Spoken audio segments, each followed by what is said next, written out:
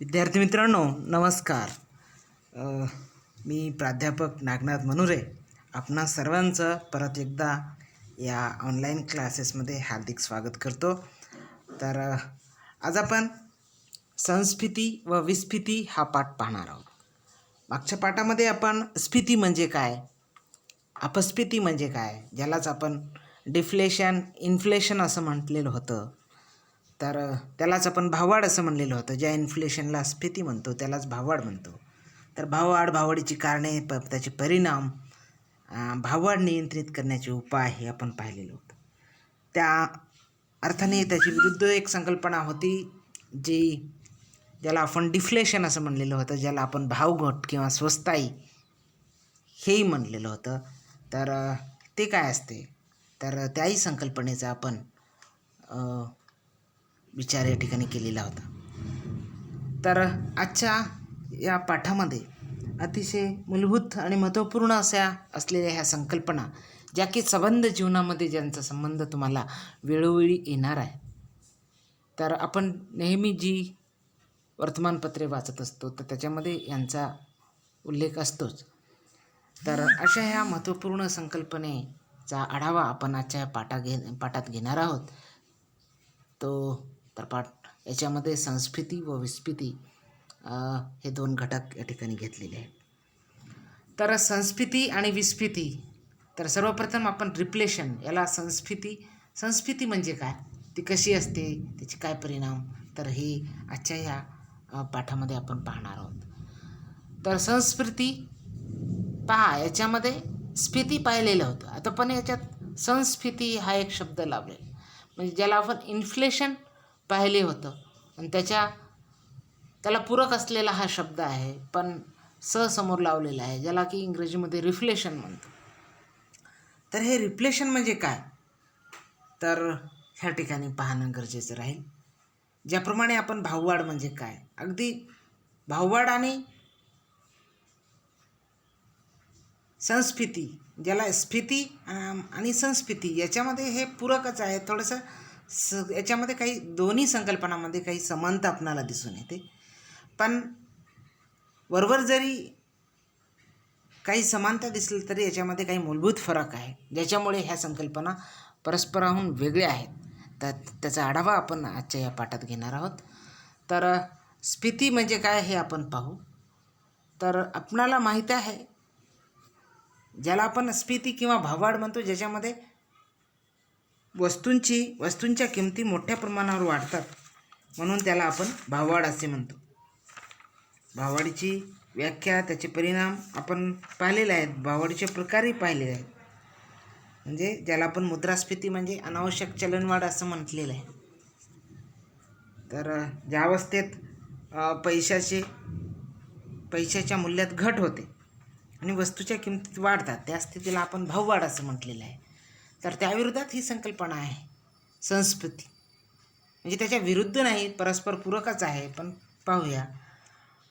तर या स्लाईडमध्ये संस्फिती, ज्याला आपण रिफ्लेशन म्हणू, हे इंग्रजी शब्द लक्षात ठेवलं तर आपणाला अजून लवकर ही व्याख्या लक्षात राहण्याची जी शक्यता आहे. त्याच्यामुळं ह्या इंग्रजी ही जी संज्ञा आहे, तर ते तुम्ही लक्षात ठेवण्याचा प्रयत्न करा.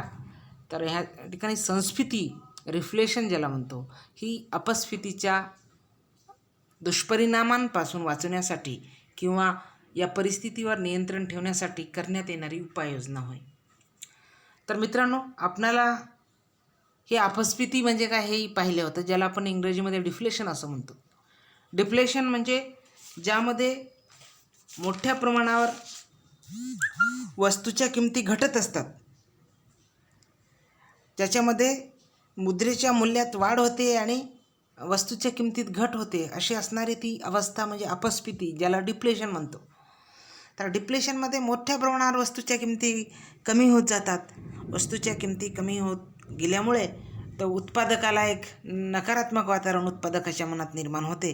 त्याच्यामुळे उत्पादकाला पुरेसा फायदाही होत नाही. त्याच्यामुळे तो उत्पादन कार्यातून आपला काढता पाय घेतो आणि त्याचे दुष्परिणाम संबंध अर्थव्यवस्थेवर दिसून येतात. त्याच्यामुळे ही अपस्फिती अर्थव्यवस्थेसाठी अत्याधिक हानिकारक अवस्था मानलेली गेली होती. स्फितीपेक्षा म्हणजे अपस्फिती ही अतिशय धोकादायक अवस्था होती आणि त्या अवस्थेतून काढण्यासाठी काही उपायही आपण सुचवलेले होते. तर त्या उपायापैकीच एक महत्त्वाचा उपाय म्हणजे हे संस्फिती होय. आता तुमच्या लक्षात येत असेल, म्हणजे भावगट ज्याला म्हणत होतो, याच्यामध्ये वस्तूच्या किमती मोठ्या प्रमाणावर कमी होत होत्या आणि ते अर्थव्यवस्थेसाठी अतिशय धोकादायक असणारी ती अवस्था होती आणि त्या अवस्थेला रोखणं हे त्या देशातील म्हणजे धोरणकर्त्यांचं आद्य कर्तव्य असते. ती अवस्था रोखणे अतिशय असते अर्थव्यवस्थेच्या दृष्टीने. अन्यथा सबंध अर्थव्यवस्था मंदीच्या खाईमध्ये लोटण्याची शक्यता असते. तर त्याच्यामुळे ह्या अपस्फीतीला, ह्या डिफ्लेशनला रोखण्यासाठी एक प्रमुख उपाय म्हणजे त्या ठिकाणी संस्फीती सांगता येईल, रिफ्लेशन. म्हणजे आता अपस्फीतीच्या दुष्परिणामांपासून वाचवण्यासाठी किंवा परिस्थितीवर नियंत्रण ठेवण्यासाठी करण्यात येणारी उपाययोजना म्हणजे संस्फीती होय, ज्याला रिफ्लेशन. तर आता हे लक्षात आलं असेल की अपस्फीतीचे दुष्परिणाम रोखण्यासाठीचा उपाय म्हणजे संस्फीती होय. पण नेमकं संस्फीती म्हणजे काय हेही अजून तुम्हाला लक्षात आलेलं नसेल. तर पुढच्या लाईनमध्ये पहा. तर विस्फीती ही स्फीतीवर नियंत्रण ठेवण्याकरिता करण्यात येणारी उपाययोजना होय. आता या ठिकाणी संस्फीती आणि विस्फीती या दोन संकल्पना आहे. तर संस्फीती ही अपस्फीती, ज्याला आपण भावघट म्हणून होते, ज्याच्यामध्ये वस्तूच्या किमती मोठ्या प्रमाणावर कमी होतात आणि ती रोखण्याचं म्हणजे उपाययोजना करणारे एक उपाय म्हणजे हे संस्फीती होय, जे की स्फीतीच्या विरोधात. पण हे विस्फीती म्हणजे स्फीतीवर नियंत्रण ठेवण्याकरता करण्यात येणारी उपाययोजना होय. म्हणजे स्फीती म्हणजे भाववाढ, ज्याच्यामध्ये वस्तूच्या किमती मोठ्या प्रमाणावर वाढतात आणि पैशाचे मूल्य घटत असते, ती असणारी अवस्था म्हणजे स्फीती किंवा भाववाढ होय, हे आपण पाहिलेलं होतं. आणि भाववाढ हे त्रासदायक सर्वसामान्य गरीब लोकांसाठी असलं तरी अर्थव्यवस्थेसाठी अपस्फीतीच्या तुलनेत ती तेवढ्या मोठ्या प्रमाणावर हानिकारक नसते. तरीही या स्फीतीवर देखील नियंत्रण ठेवणं गरजेचं असते, ज्याच्यामुळे सर्वसामान्यांचं जीवन हैराण आणि परेशान होऊ शकते.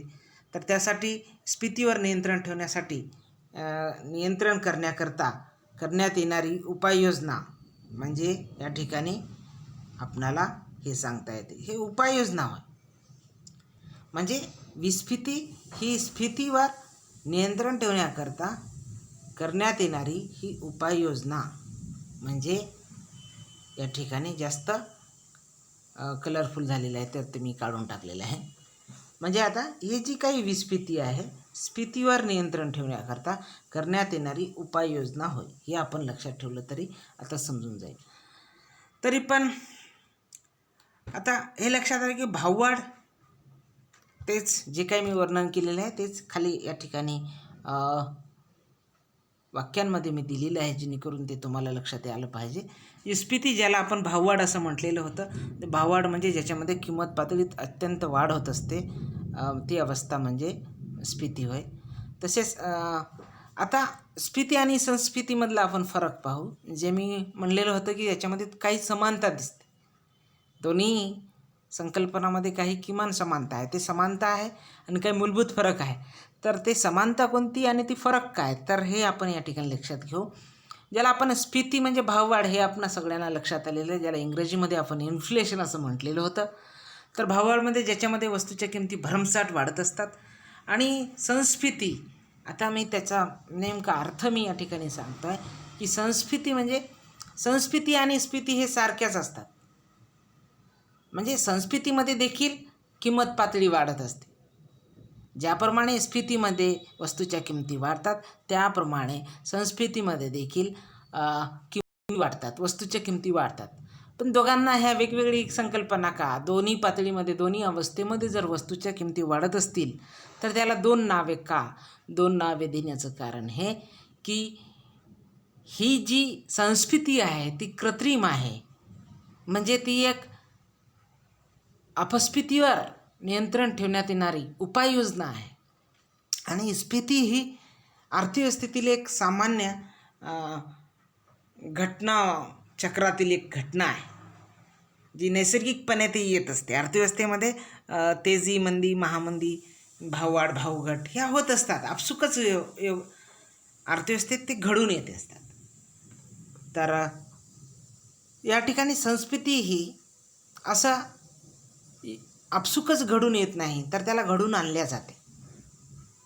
संस्कृती म्हणजे संस्कृतीमध्ये देखील वस्तूच्या किमतीत वाढ होते. जसं या ठिकाणी किंमत पातळी वाढते म्हणलेलं आहे स्फीतीमध्ये, संस्कृतीमध्ये देखील या ठिकाणी किंमत वाढते हे आपल्या लक्षात येतं. संस्कृतीमध्ये देखील हे पहा, या ठिकाणी संस्कृतीमध्ये देखील किंमत पातळी वाढत असते.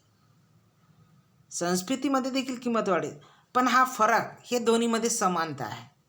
पण फरक यासाठी ह्या दोन संकल्पना वेगवेगळ्या आहेत. तर त्याचं कारण हे आहे की ही संस्कृतीमध्ये किमतीची पातळी विशिष्ट हेतूने प्रयत्नपूर्वक वाढवली जाते.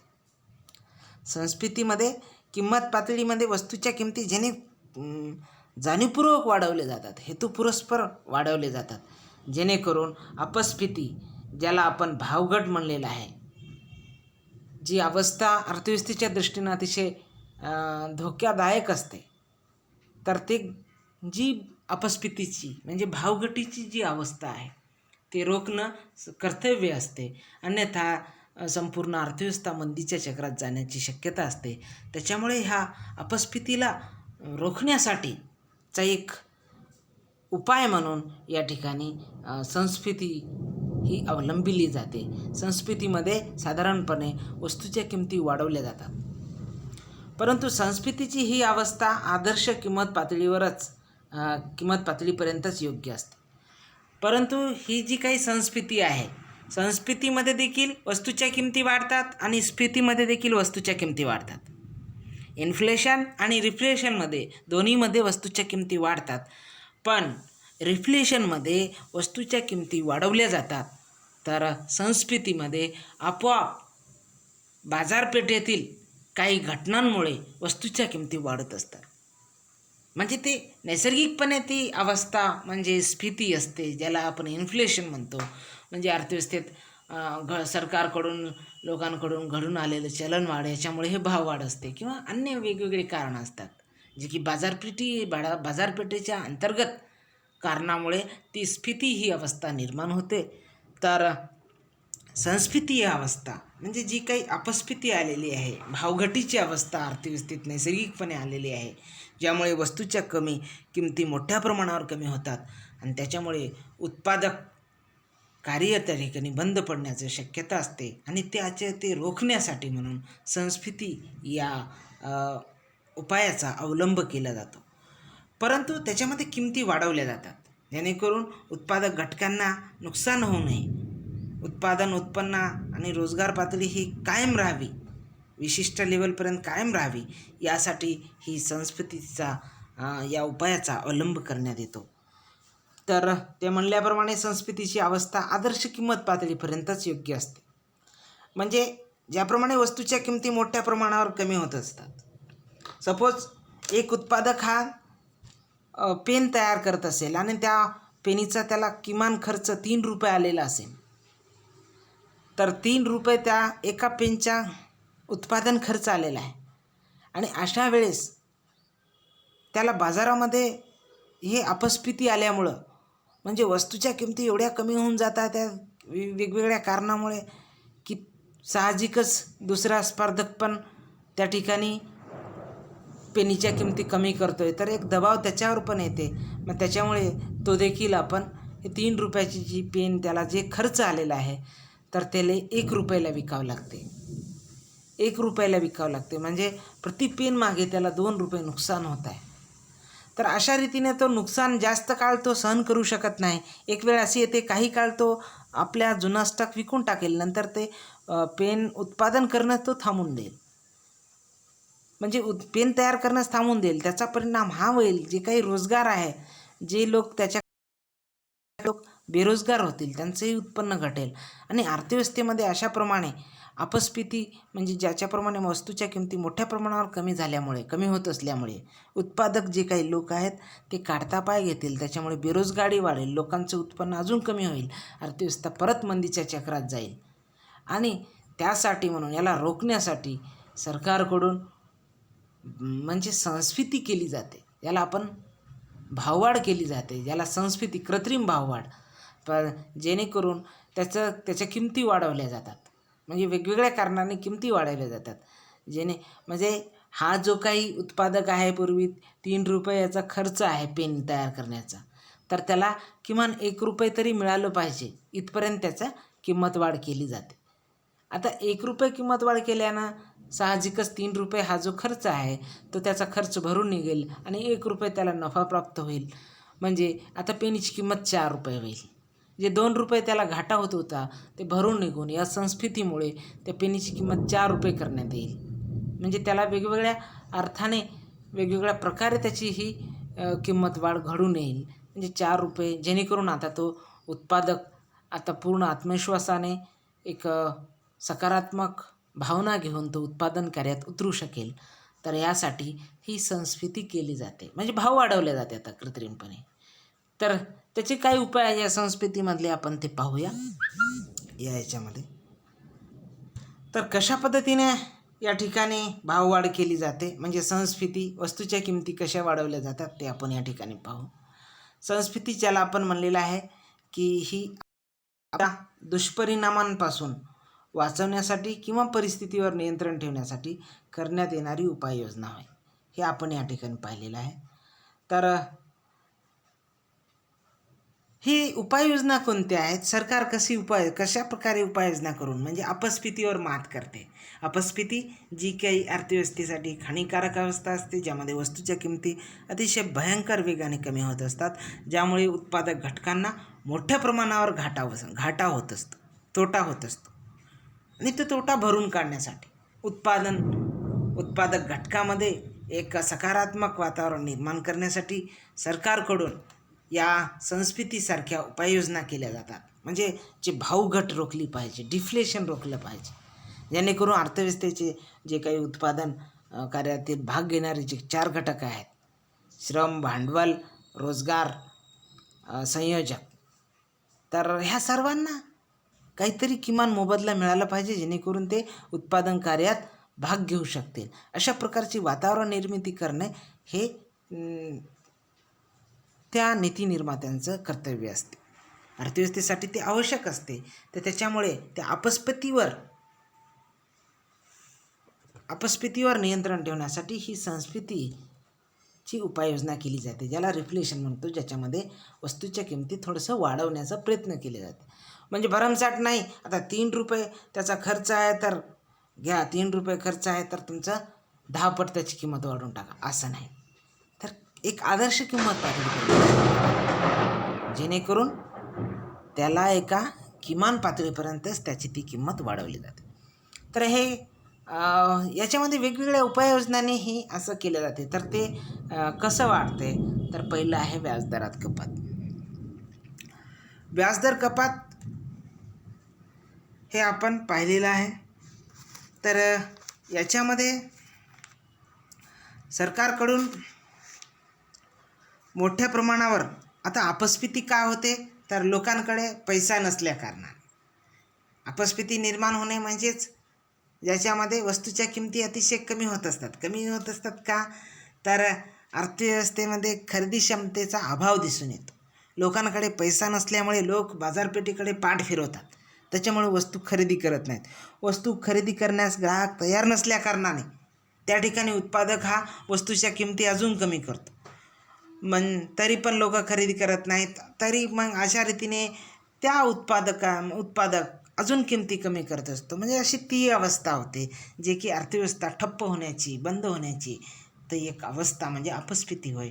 तर त्याच्यावर नियंत्रण ठेवण्यासाठी, जेणेकरून हे उत्पादनाचे जे 4 घटक आहेत ते टिकून राहिले पाहिजेत, त्यांनी उत्पादन कार्यात भाग घेतला पाहिजे. याच्यामुळं हे अर्थव्यवस्थेचे चक्र एक सकारात्मक भावनेनं गतिमान होईल. त्यासाठी त्याला किमान या प्रत्येक घटकांना योग्य मोबदला मिळवून देणं हे कर्तव्य असते, ज्याच्यामुळे अर्थव्यवस्था ही अतिशय समतोल आणि संतुलित पद्धतीने वाढ करू शकेल.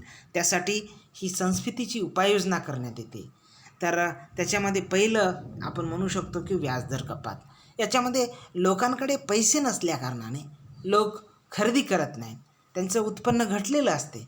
अशा वेळेस सरकार काय करते की बँका ज्या बँकांचं म्हणजे महाग धोरण स्वीकारल्यामुळं लोकांचं उत्पन्न घटलेलं आहे, तर लोकांनी जास्तीत जास्त पैसा घेऊन त्यांनी आपल्या उपभोगावर खर्च केलं पाहिजे, यासाठी सरकार व्याजदरात कपात करते.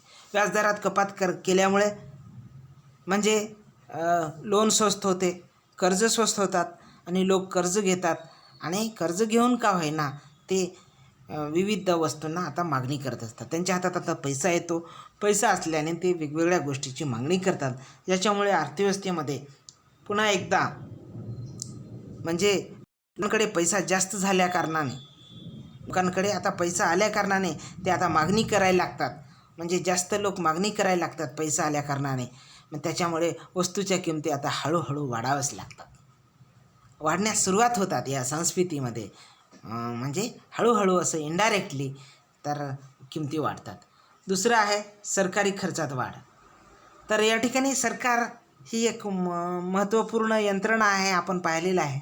आणि सरकारचा खर्च हा प्रचंड असतो आणि बाजारपेठेमध्ये सरकारचा उत्पादन आणि उपभोगामध्ये अतिशय महत्त्वपूर्ण वाटा असतो. सरकार जे काही खर्च करते त्या खर्च केल्या कारणाने लोकांकडे मोठ्या प्रमाणात अर्थव्यवस्थेमध्ये पैशाचं चलनवलन सुरू होते, पैशाचं हस्तांतरण होते, लोकांच्या हातात पैसा मिळतो, लोकांचं उत्पन्न वाढते आणि लोक आपलं उपभोग वाढवतात, मागणी करतात. त्याच्यामुळे उत्पादन वाढते, रोजगार वाढतं, म्हणजे एक सकारात्मक वातावरण अशा तऱ्हेने निर्माण होते. त्याच्यामुळे यासाठी सरकारने मोठ्या प्रमाणावर खर्च करत असते. तर अशी जेव्हा अपस्फीतीची अवस्था असते, मंदीची अवस्था असते, तर आपले एक प्रसिद्ध अर्थशास्त्रज्ञ केन्स होते, त्यांनी असं म्हटलेलं होतं की अर्थव्यवस्थेमध्ये जेव्हा मोठ्या प्रमाणावर मंदी असते, म्हणजे लोकांना म्हणजे उत्पादन पातळी घटत असते आणि लोकांचं उत्पन्न घटते, त्यावेळेस केन्स यांनी म्हटलेलं आहे की सरकारने त्या ठिकाणी जास्तीत जास्त खर्च केला पाहिजे. सरकारने जास्तीत जास्त खर्च केला पाहिजे, जेणेकरून लोकांना उत्पन्न भेटेल, पैसा भेटेल आणि लोक उत्पन्न आल्यामुळे, पैसा आल्यामुळे ते जास्तीत जास्त मागणी करतील. त्याच्यामुळे उत्पादन कार्याला तिथून सुरुवात होईल, म्हणजे जास्तीत जास्त उत्पादन होईल, म्हणजे तिथं रोजगार वाढेल. तर अशा रीतीने परत एकदा अर्थव्यवस्थेचं चक्र हे तेजीकडे सरकू लागेल, अशा प्रकारचा आशावाद केन्स यांनी म्हटलेला आहे. त्यांनी सरकारलाच त्या ठिकाणी निर्देश केलेला आहे की यासाठी सरकारने या अपस्फीतीवर मात करण्यासाठी तर मोठ्या प्रमाणावर सरकारी खर्चात वाढ केली पाहिजे. तर त्यांचं ते मत विचारात घेता आज संबंध जगातील अनेक देश जेव्हा देशामध्ये मंदीचं सावट असते, अर्थव्यवस्था धोक्यात असते, अशा वेळेस सरकार आपला खर्च वाढत असते. आजही आपण मंदीच्या छायेमध्ये आहोत लॉकडाऊनच्या काळात. त्याच्यामुळे सरकारनं आत्ताच आपणाला वेगवेगळ्या गोष्टी खर्च करताना दिसत आहे. आज आरोग्याच्या सुविधेवर खर्च करताना दिसत आहे. आज रस्ते बांधकाम हे सगळं खर्च केल्या कारणाने अनेक लोक तिथं कामावर जातात, लोकांना उत्पन्न भेटते, तर तो फायदा होतो. त्या रीतीने हे भाववाढ अर्थव्यवस्थेत परत निर्माण होते. पैशाच्या पुरवठ्यात वाढ हा एक तिसरा घटक आहे. सरकार हा पैशाचा पुरवठा निर्धारण करण्यामध्ये एक महत्त्वपूर्ण घटक असतो, हे आपणा सर्वांना माहिती आहे.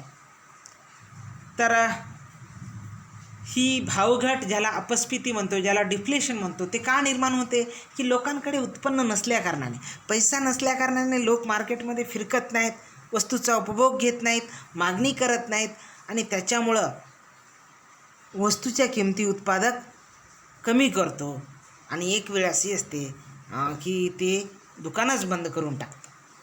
पण हे दुकान बंद नाही झालं पाहिजे, त्यालाही कुठेतरी फायदा मिळाला पाहिजे, जेणेकरून अर्थव्यवस्थेमध्ये एक सकारात्मक अभिवृद्धी त्या ठिकाणी निर्माण करता येईल. यासाठी पैशाच्या पुरवठ्यात सरकार वाढ करत असते. म्हणजे पैशाच्या पुरवठ्यात सरकार कसा वाढ करते तर त्याचे वेगवेगळे आहेत. त्याच्यामुळे बँक दरात बदल करून आपण म्हणलेलं आहे, आपण कॅश रिझर्व्ह रेशिओ जे रोखता तरलता अनुपात आहे त्याच्यामध्ये बदल करून सरकार पैशाच्या पुरवठ्यात या ठिकाणी वाढ करते. जेव्हा सरकारला वाटते की आता महाग पैशाचं धोरण जास्त स्वीकारल्या कारणाने लोकांकडे पैसा राहिलेला नाही, लोकांचं उत्पन्न घटलेलं आहे, तर अर्थव्यवस्थेत जास्तीत जास्त पैसा आता ओतला पाहिजे. यासाठी सरकार काय करत असते, एक तर बँक दरात बदल करते.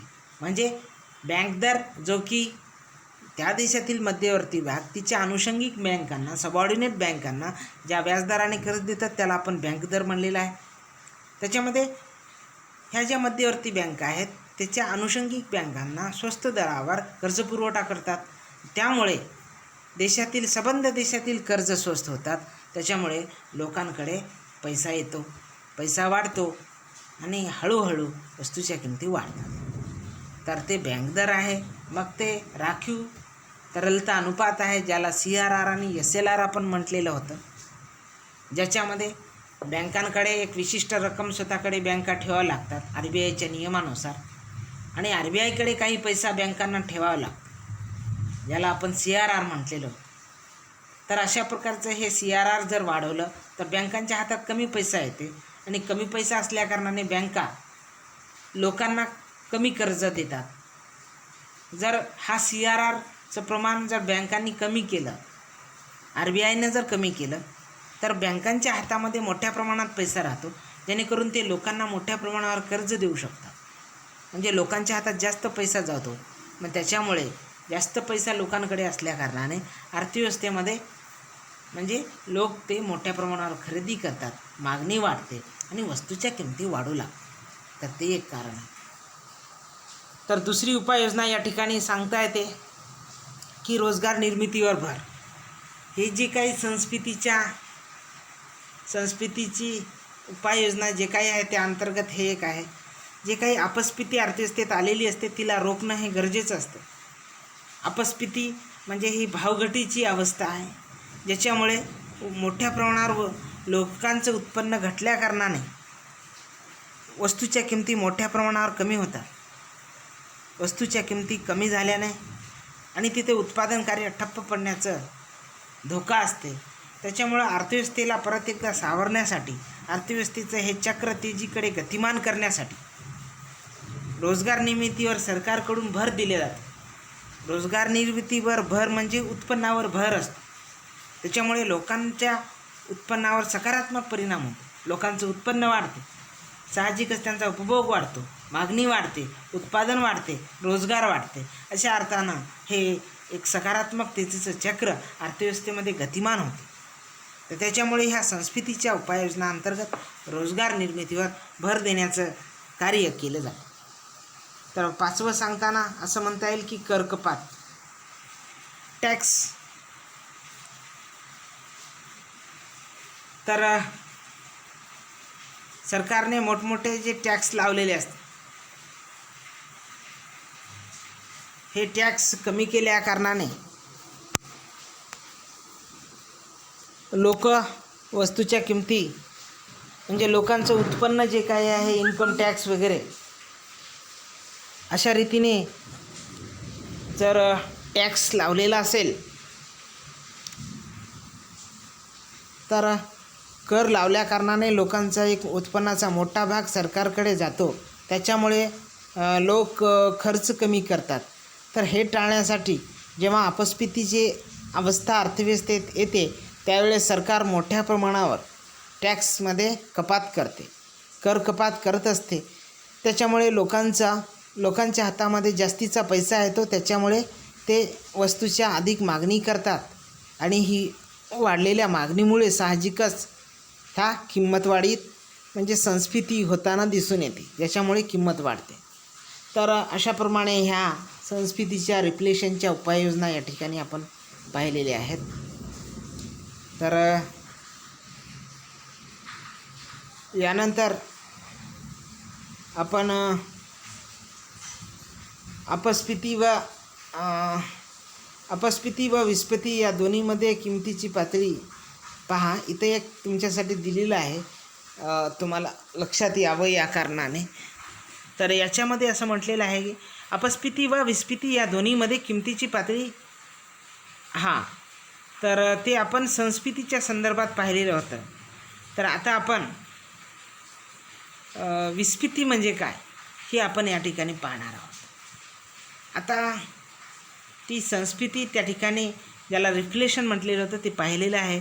तर आता आपण अपस्फीती म्हणजे काय, ती काय असते आणि अपस्फीती आणि विस्फीतीमध्ये काय फरक असते आणि काय समानता असते या संदर्भात आता आपण त्याचा आढावा या ठिकाणी घेऊ.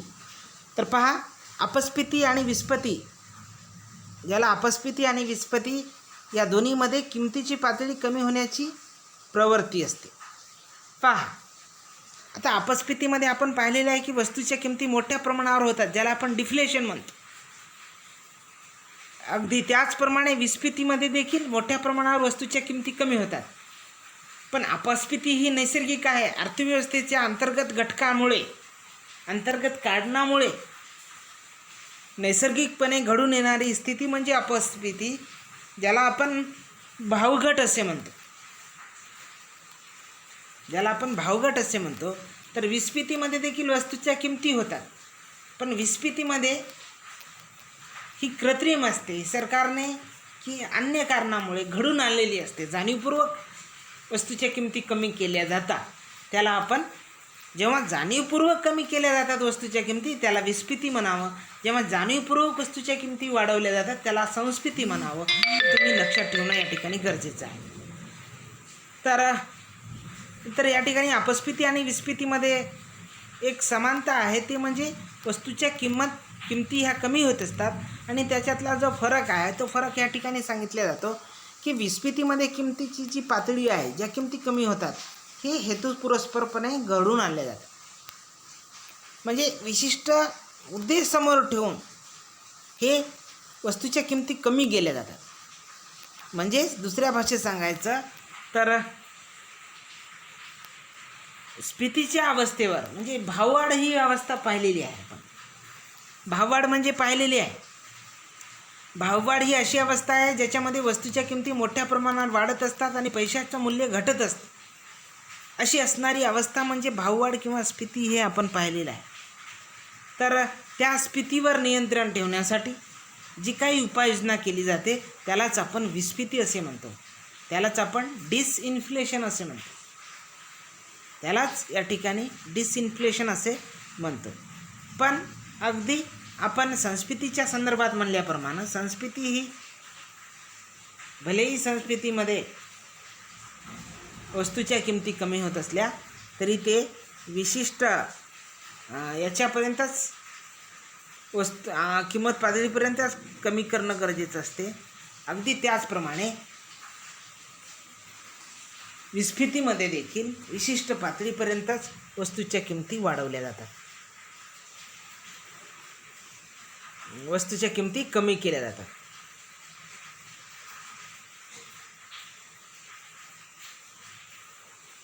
त्यापेक्षा कमी झाल्यास अपस्फीती निर्माण होण्याची धोका असते.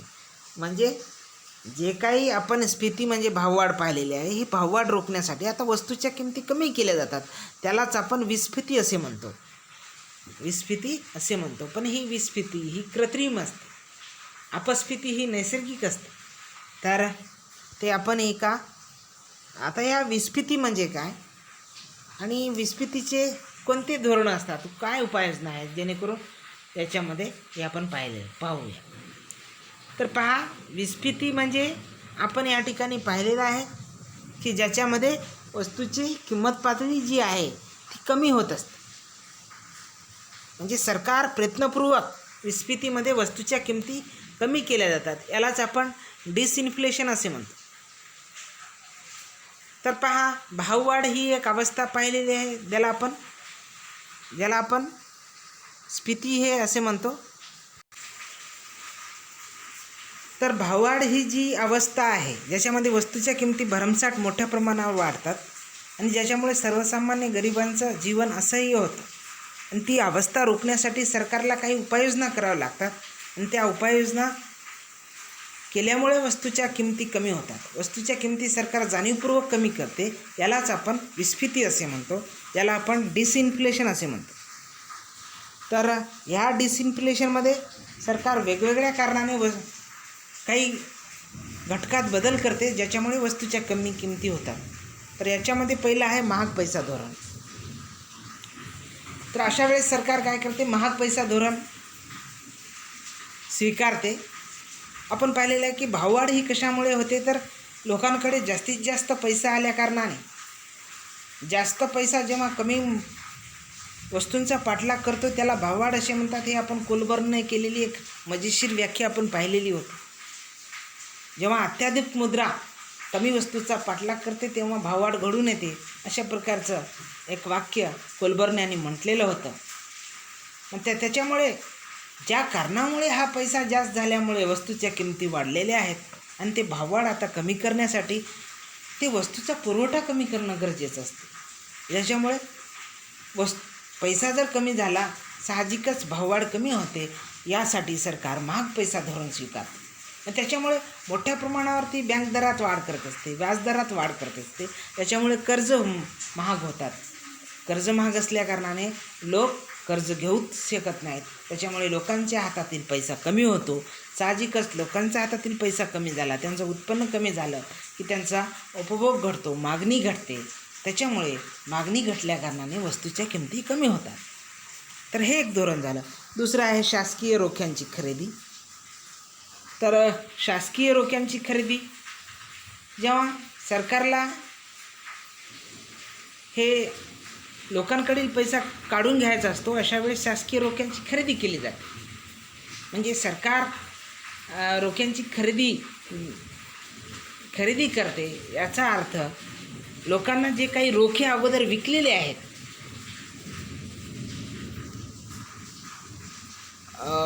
विकलेली होती ती त्यांची खरेदी करते. खरेदी केल्या कारणानं आता लोकांचा पैसा हे यांच्याकडे सरकारकडे येत असतो.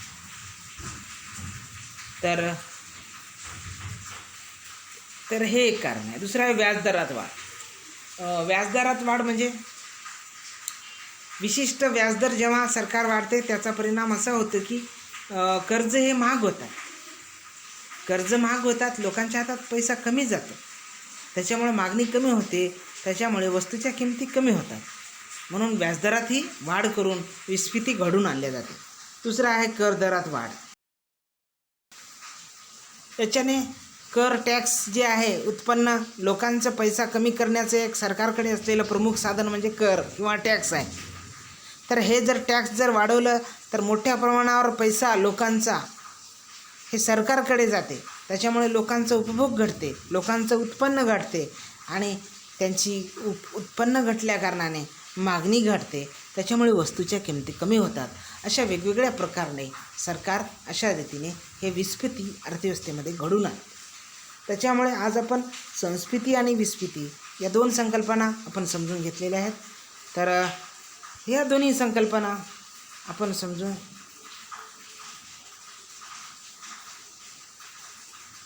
तर या ठिकाणी एक आकृतीद्वारे आपण हे समजावून घेऊ की जी काही स्फीती सांगितलेली आहे, स्फीती म्हणजे ही भाववाढ ज्याच्यामध्ये वस्तूच्या किमती भरमसाठ वाढतात. पहा, भाववाढ अर्थव्यवस्थेमध्ये तेजी मंदी म्हणजे भाववाढ भावघट या नैसर्गिक अवस्था होत असतात, येत असतात हे चक्रे. पुढे आपणाला हे व्यापार चक्रामध्ये हा भाग तुम्हाला जास्त समजेल. तर त्याची रंगीत तालीम आहे की अर्थव्यवस्थेमध्ये हे असं का होते. आता जे आपण लॉकडाऊनमुळं संपूर्ण जग मंदीच्या गर्तेमध्ये गेलेलं आहे, चक्रात गेल्याचं आपण पाहतो. तर हे असं का होते, तर याचं ते होण्याचं कारण हे भाववाढ आणि भावघट आहे. तर ज्याला आपण स्फीती म्हणतो, ज्याच्यात वस्तूच्या किमती वाढतात. तर हे मोठ्या प्रमाणावर म्हणजे बी पातळीपर्यंत किमती वाढतात. एक आदर्श किंमत पातळी पहा, ओ आणि पी आहे. तर पीपर्यंत किमती वाढल्या तर ती सगळ्यांसाठी सारखी आहे. म्हणजे सर्वसामान्य लोक देतात बी किंमत तेवढी, त्यांनाही परवडते आणि उत्पादकांनाही परवडते. जे कोणी वस्तू विकतात त्यांनाही, ती दोघांनाही फायद्याच असते, ग्राहकांना उत्पादकांना. पण या आदर्श किमती पातळीपेक्षा जास्त जेव्हा किमती वाढू लागतात किंवा कमी होऊ लागतात, ते उत्पादकासाठी किंवा उपभोगासाठी दोघांवर विपरीत परिणाम करणारे असतात, अर्थव्यवस्थेच्या दृष्टीने हानिकारक असतात. त्याच्यामुळे ह्याला रोखणं गरजेचं असतं आणि त्यासाठी संस्फीती आणि विस्फीती या प्रकारे या दोन्ही अवस्था नियंत्रित केल्या जातात. हे आपण या आकृतीच्या सहाय्याने पाहू शकतो. आता ह्या ठिकाणी स्फीती आहे जी की एपासून म्हणजे भाववाढ, ए पातळीपासून म्हणजे ओ पी जर एवढी भाववाढ केली, किंमत लावली, तर साहजिकच आहे ओ पी एवढा जे काही खर्च आलेला असेल तर तेवढा खर्च निघू शकतो. त्याच्यामुळे एवढी किंमत ग्राहकही आनंदाने देतो. पण याच्यापेक्षा जेव्हा किमती वाढू लागते त्याच्यामध्ये उत्पादकाचा फायदा होतो, पण पुढे अशी अवस्था येते की लोक ते मागणी करत नाहीत, त्याच्यामुळे त्याची मागणी घटते. म्हणजे याला ही जी स्थिती आहे, मोठ्या प्रमाणात आता भाव वाढते आहे ए पासून बी पर्यंत, ही भयंकर प्रमाणात मोठ्या प्रमाणावर भाव वाढल्या कारणाने लोकांच्या पैशाचं मूल्य घटते.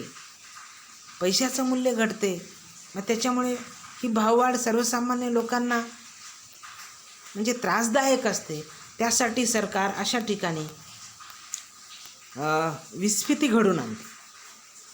विस्फीती म्हणजे जाणीवपूर्वक किमती कमी करते सरकार. तर ही विस्फीती जाणीवपूर्वक किमती कुठपर्यंत कमी करायच्या, एकदम झिरोपर्यंत नाही, तर ती आदर्श किंमत पातळी कुठपर्यंत आहे, पीपर्यंत. म्हणजे पीपर्यंत सरकार विस्फीती करून आणते. म्हणजे स्फीती रोखण्यासाठी, भाववाढ रोखण्यासाठी त्याची म्हणजे कृत्रिम उपाययोजना म्हणजे विस्फीती आहे, ज्याच्यामध्ये वस्तूच्या किमती कमी केल्या जातात. आणि हे तोपर्यंत केली जाते ती आदर्श किंमत पातळीपर्यंत म्हणजे पीपर्यंत. या ठिकाणी सीपर्यंत ही अशा रीतीने विस्फीती केली जाते, म्हणजे किमती कमी केल्या जातात. बरं, सीच्या नंतर जर अजून किमती जर कमी केलं, म्हणजे अजून जर किमती कमी झाल्या, तर ती अवस्था म्हणजे अपस्फीती. म्हणजे ज्याच्यामध्ये वस्तूच्या किमती आता भरमसाठ कमी झालेल्या आहेत, त्याच्यामुळे उत्पादकांना मोठ्या प्रमाणावर घाटा होत आहे. आता ते उत्पादन बंद करण्याच्या मार्गावर आहे. अशी अवस्था ती अपस्फीती असते.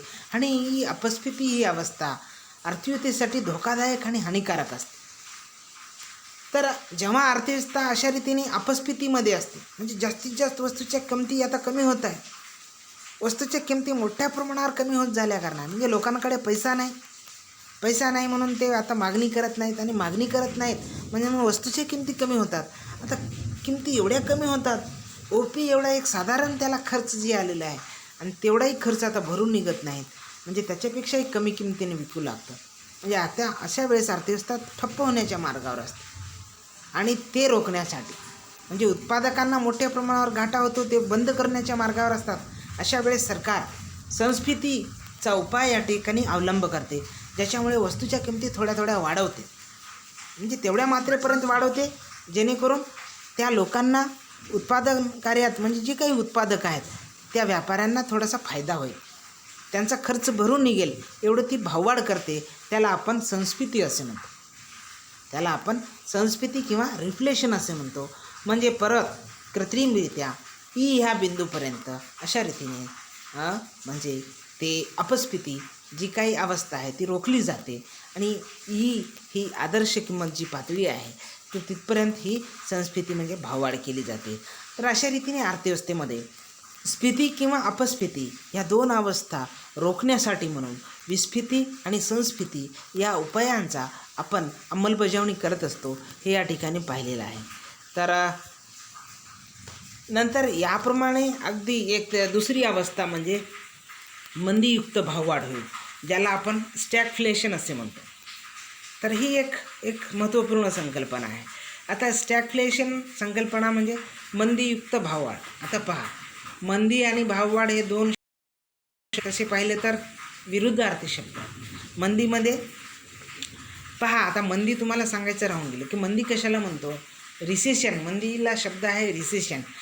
जर अर्थव्यवस्थेमध्ये लगातार 6 महिने म्हणजे 2 तिमाही म्हणजे 6 महिने लगातार जर वस्तूच्या किमती कमी होत असतील आणि उत्पादन कार्य मोठ्या प्रमाणात घटत असेल, रोजगार घटत असेल, तर अशा अवस्थेला आपण मंदी असं म्हणावं, असं अर्थशास्त्रज्ञ म्हणतात. तर ती मंदी असते आणि या मंदीमध्ये वस्तूच्या किमती कमी होतात आणि उत्पादन पातळी मोठ्या प्रमाणावर घटते, रोजगार घटते. एक नैराश्याचं वातावरण अर्थव्यवस्थेमध्ये तयार होत असते आणि वस्तूच्या किमती देखील भरमसाठ कमी होतात मंदीमध्ये. का तर खरेदी करणार कोणी नसते, त्याच्यामुळे वस्तूच्या किमती कमी होतात. वस्तूच्या किमती कमी झाल्या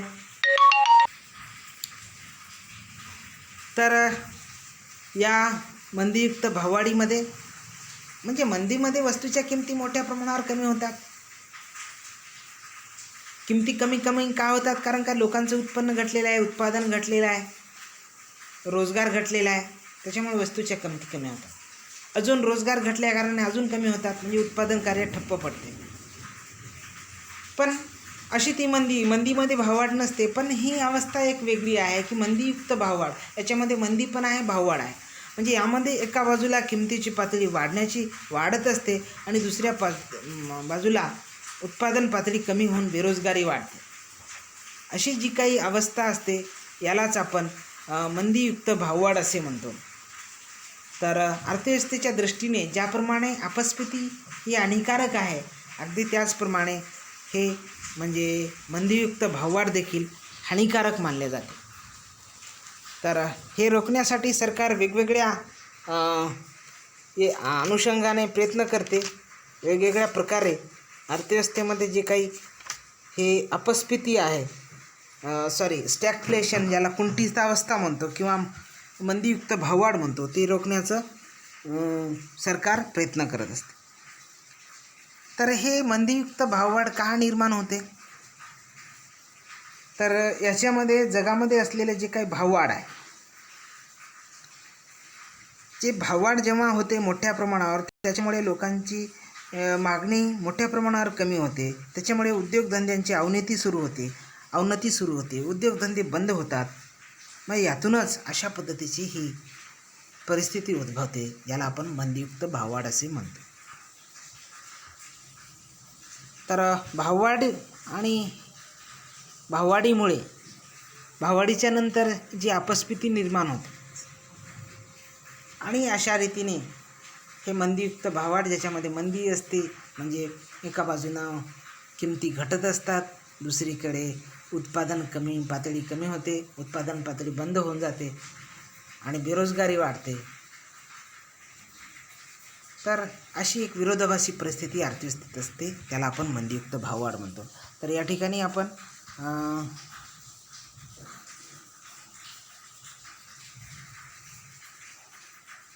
आपण